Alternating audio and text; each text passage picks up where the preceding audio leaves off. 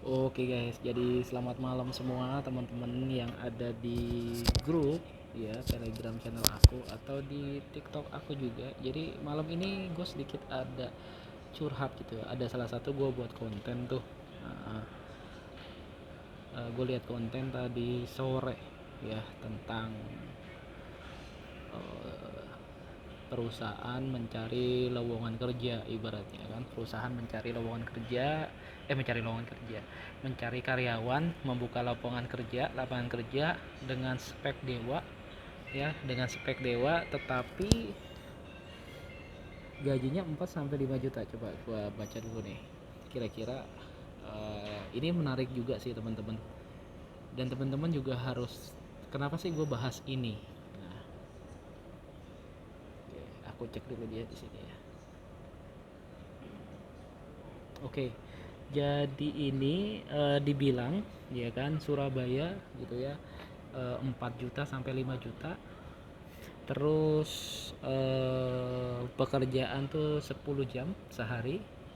Pendidikannya informatika, apa gitu ya, usia maksimal 27 tahun, menguasai SEO, SEM, copywriting, trade digital copywriting, ya kan ibaratnya digital marketing juga lah. Terus abis itu menguasai digital marketing, terus apa lagi nih, oke, digital marketing tools, Google ADS, YouTube, FB IDS, TikTok IDS, sama SEMrush.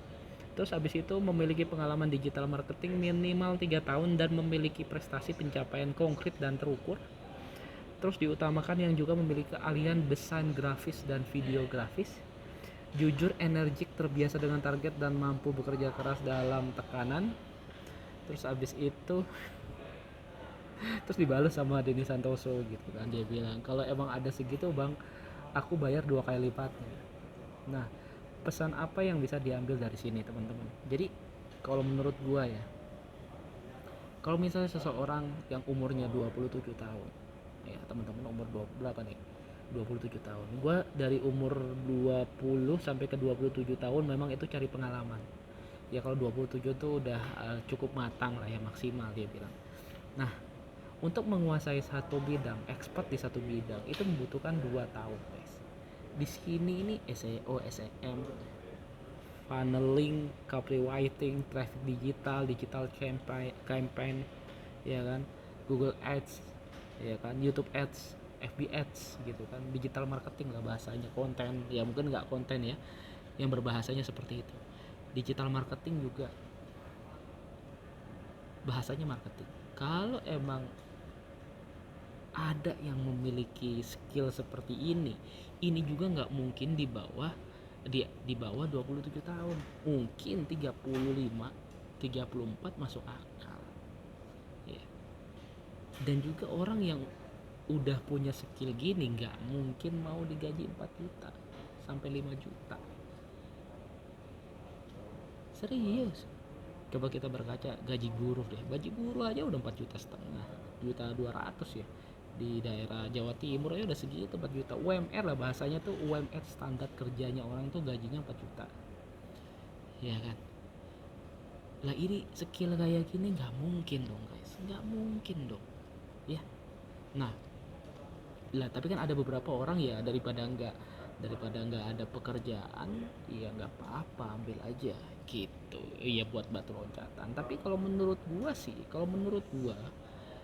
orang yang ngelamar ini ya mungkin pasti nggak bakalan dapet yang kayak gini ya, nggak bakalan dapet yang kayak gini. Kenapa?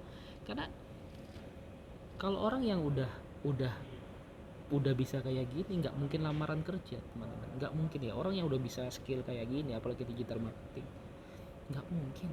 Sekarang dia jualan, anggap aja dia jualan endorse lah, digital marketing, dia endorse follower 1 juta, ya kan, endorse nya aja udah 2,5 juta, 2 juta lah terburuk paling kecil ya. Masa sebulan gak dapet satu? Terus misalnya kalau anggap aja nggak dapet, dia jualan apa namanya digital marketing, dia mungkin afiliasi gitu, mungkin dapet. Terus dari situ dia juga mungkin bukan training, anggap anggap aja misalnya akademi kripto apa akademi saham, dia buat akademi pasti, ya kan? Nggak mungkin. Jadi kayak gini nih, apa ya, kalau menurut gua tuh merusak harga pasar skill. Nah itu kenapa gue kurang setuju banget. Terkadang nih di Indonesia ini bos atau pemilik perusahaan tidak bisa menghargai prestasi karyawannya, tidak bisa menghargai prestasi yang dimiliki timnya atau staff-staffnya.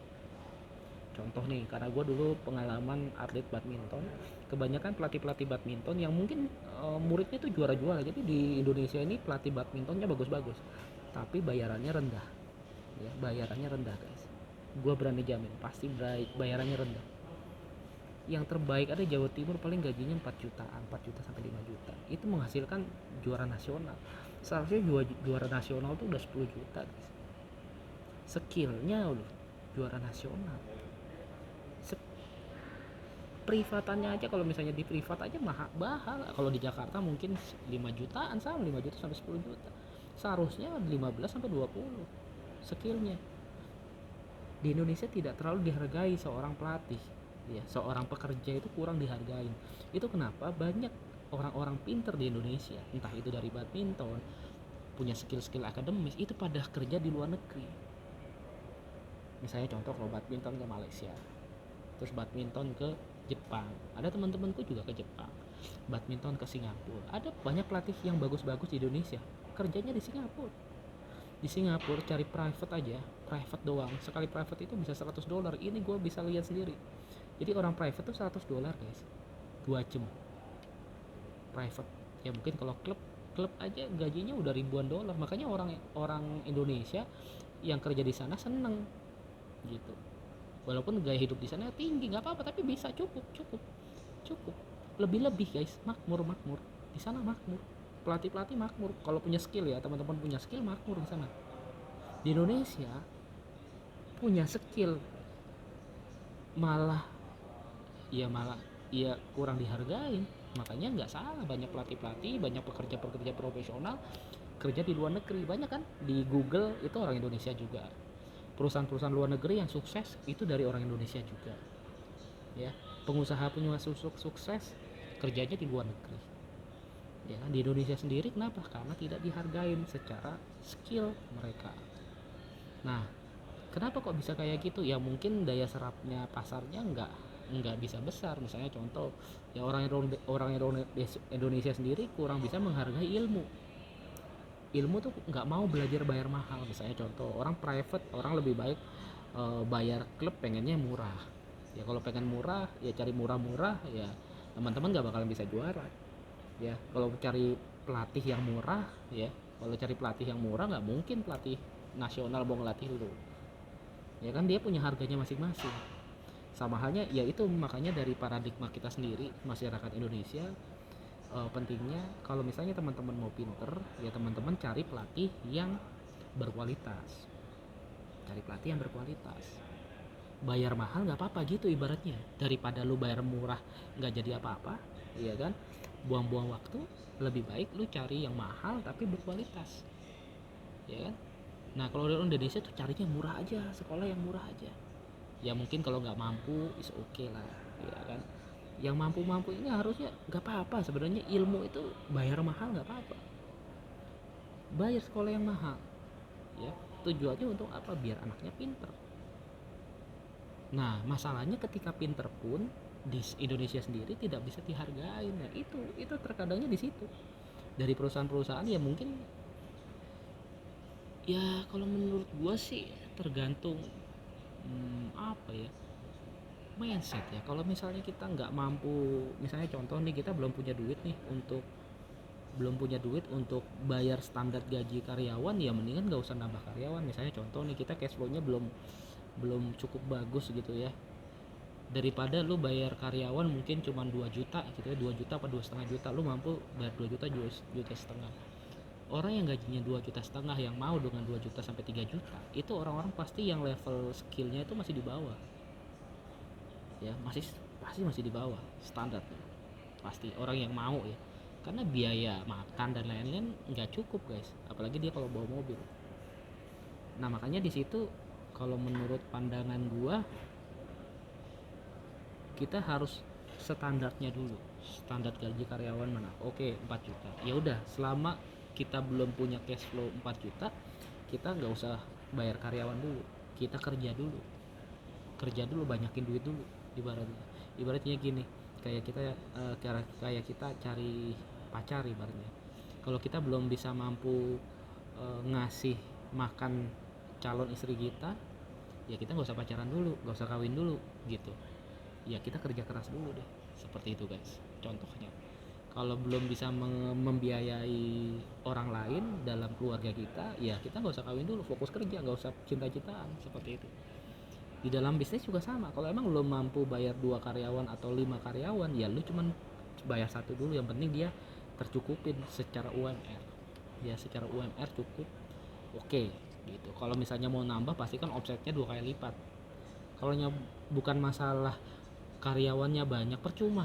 Kalau menurut pandangan gua ya, lu lu percuma punya karyawan 10, ya punya karyawan 10 guys, digaji 3 juta semua, kelihatannya banyak tapi semuanya pion, ya semuanya pion, percuma.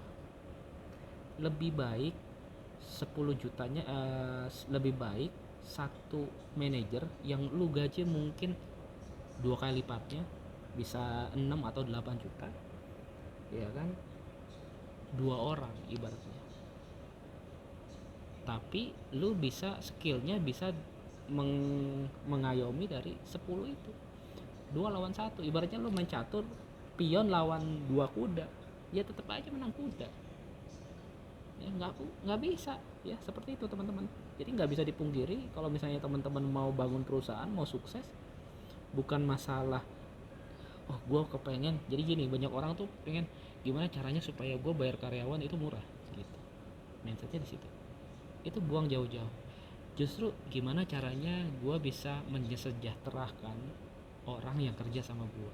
Kalau dia sejahtera, ya pasti dia kreatif, dan dia juga kalau udah sejahtera nggak mungkin kemana-mana guys, ya. Kalau lu udah dicukupin secara keuangan finansial, setia deh. Ya kayak kita punya pacar gitu kan, kita punya pacar, kalau secara keuangan dia sudah kita cukupkan, dia mikir mau cari orang lain juga mikir, ya mau cari orang lain juga mikir. Tapi kalau misalnya digaji kecil, ya mungkin dia juga cari pengalaman lah, tapi ketika dia pengalamannya udah cukup, lu ditinggal karena gajinya nggak cukup. Lu udah capek-capek bangun udah capek-capek ngajarin dia, udah bagus mindsetnya, terus akhirnya dia keluar karena gajinya kecil. Lu ngulang lagi dari awal, perusahaan lu jadi nol lagi, lu rekrut lagi orang baru, nggak bakalan bisa besar perusahaan lu, ya. Karena yang bagus-bagus keluar ke perusahaan besar yang enak gitu, udah pinter keluar, itu yang terjadi. Itu pengalaman gue juga ya, jadi itu kesalahan gue juga dulu. Kita nggak berani bayar karyawan lebih mahal gitu. Akhirnya gue coba rubah mindset gue, dan akhirnya gue coba terapin, ya kan. Gue bayar sesuai dengan kinerja, seperti itu, ya. Kerja waktunya seberapa banyak, gue bayar seperti itu.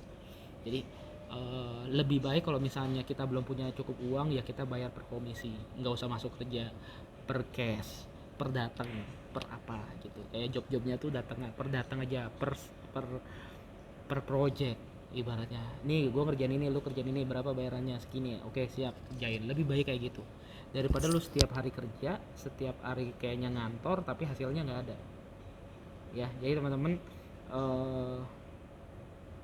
kalau misalnya teman-teman mau dan juga gue ngajarin nih buat teman-teman di rumah, lu juga harus bisa menilai value yang ada di dalam diri lu. Gue inget banget kata Indra Ken kepada yang tinju pohon pisang. Ditanya waktu itu, lu biasanya endorse berapa gitu, ditanya sama Indra Ken. Ya segini bang.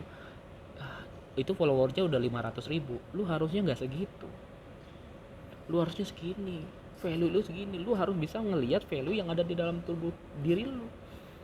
Akhirnya dia kan viral kan, dia sekarang udah lumayan, bayarannya udah besar.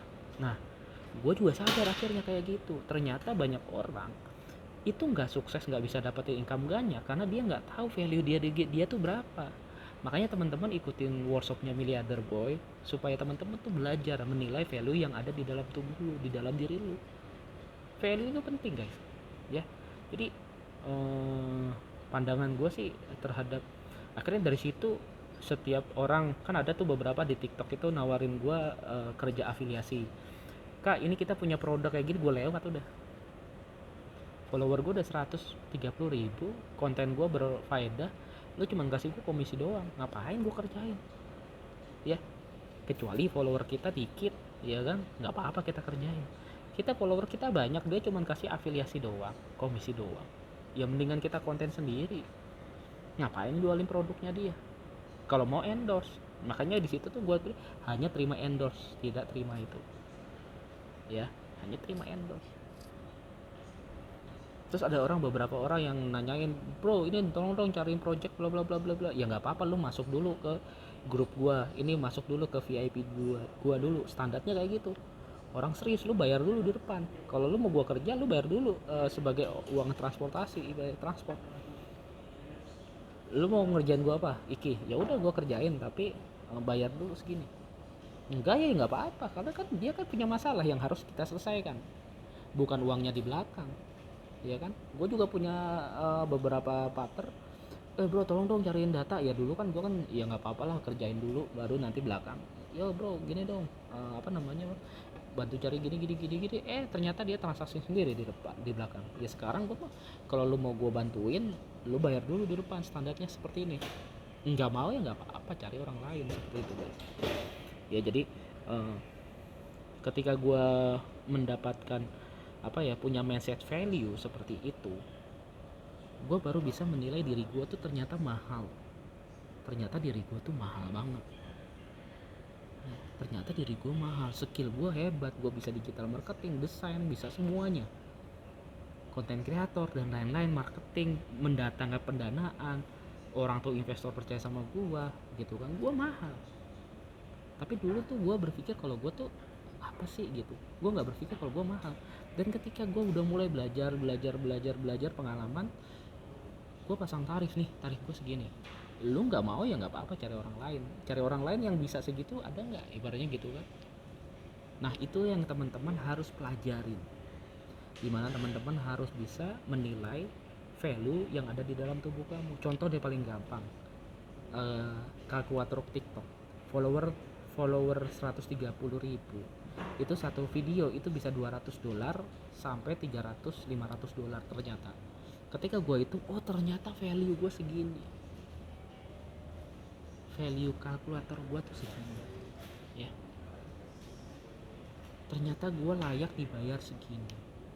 Pertamanya gue nggak ngeh ya. Jadi dulu tuh gue kalau mau endorse, gue tuh bulanan guys. Bulanan tuh misalnya contoh nih, gue buka sedikit nih. Dulu tuh kalau misalnya gue endorse itu per apa ya, per 2 juta itu 12 video gitu. Zamannya dulu itu follower gue udah banyak 2 juta 12 video.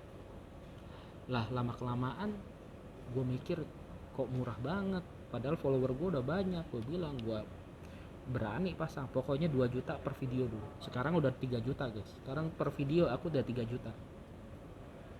Pokoknya kalau misalnya orang mau ngerjain kasus misalnya kredit macet, cari data, itu minimal 5 juta. Ya aku udah pasang nilainya. Kalau lu mau gue cariin data 5 juta, kalau lu mau gue selesain kredit macet lu 5 juta gitu. Pokoknya 5 juta. Gue udah pasang nilai. Kalau lu mau belajar sama gue, minimal lu masuk VIP gue itu 500 sampai 1 jutaan, 1 juta. Kalau lu mau bener-bener belajar itu gue pasang semua. Karena gue tahu value diri gue. Kalau nggak mau ya udah lu cari orang lain, seperti itu. Sama gue juga belajar dari Om Deddy Kobuser. Om Deddy Kobuser kalau misalnya endorse, ya misalnya endorse, dia itu pasang harga tuh nggak boleh ditawar. Misalnya contoh 50 juta, 50 juta kalau ada yang nawar dia lewat. Lebih baik nggak dapet job dibandingkan harganya tuh turun. Nggak boleh turun harga harga kita, ya. Sama kayak pemain bola Cristiano Ronaldo dari 2001 itu harganya naik terus. Dia selalu menjaga harga pasarnya dia. Jadi untuk teman-teman yang masih pemula, jagalah terus harga pasar diri lu. Setiap tahun harus naik.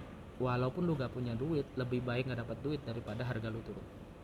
Itu aja pesan dari gua, makanya teman-teman belajar di workshopnya Miliarder Boy. Semuanya tuh ada belajar cara beli rumah, cara digital marketing, cara apa namanya, NLP, terus juga cara memimpin, semuanya ada di grupnya gua. Itu ada pelajarannya masing-masing ya. Jadi ada pelajarannya khusus-khusus, kelasnya khusus-khusus, dan workshopnya juga ada. Jadi semua belajarnya di situ, di grup VIP ada, di grup VIP ada ya. Terus ada lunch juga bareng kita di, ya kan. Terus semuanya tuh teman-teman dibantu ya, dibantu sama aku gitu ya, untuk bisa cepet level up gitu. Supaya apa sih, karena aku punya grup yang namanya Seven Space. Seven Space itu adalah dimana uh, aku ini kan udah bisnis itu, investasi dan bisnis itu kurang lebih 7 tahun. Dari 7 tahun itulah teman-teman ketika belajar sama aku, teman-teman tuh bukan belajar dari nol, tapi belajar dari level 7 ya, dari skill level 7. Jadi teman-teman tuh lebih cepat naiknya dibandingin kalau misalnya kita bareng-barang, teman-teman nggak butuh leader nih misalnya. Sebenarnya bisa, teman-teman nggak butuh leader bisa sukses juga, cuman mungkin tunggu waktu 5 tahun dulu baru bisa punya mindset kayak aku ya, 5 tahun 7 tahun. Makanya teman-teman kalau mau belajar sama leader yang udah berpengalaman, kalau minimal lebih dari 3 tahun ya kan. Jadi teman-teman tuh mindsetnya tuh udah terbangun gitu. Jadi teman-teman tuh memulai sebuah program di dalam mindsetnya tuh udah 7 tahun lebih lebih dulu seperti itu. Jadi itu biasanya tuh lebih cepat. Makanya gue tuh lebih suka belajar sama orang-orang yang berpengalaman, yang sudah gue tanya. Kalau misalnya gue punya leader, Koko udah bisnis di sini udah berapa lama? Aku udah bisnis di sini 5 tahun 7 tahun. Nah aku belajar karena pengalamannya dia itu lebih gitu dibandingnya orang yang baru masuk sekitar 1 tahunan. Oke, jadi itu informasi aja yang hari ini bisa aku share ke teman-teman. Semoga teman-teman bisa belajar menilai dirinya teman-teman, harganya yang cocok itu berapa. Jangan pernah mau menurunkan harga pasar diri lu. Ya, kalau enggak lu nanti turun terus harga pasar lu. Pertahankan harga pasar lu supaya lu jadi di masa depan lu akan selalu grow up terus. Oke guys, thank you buat teman-teman. See you, goodbye.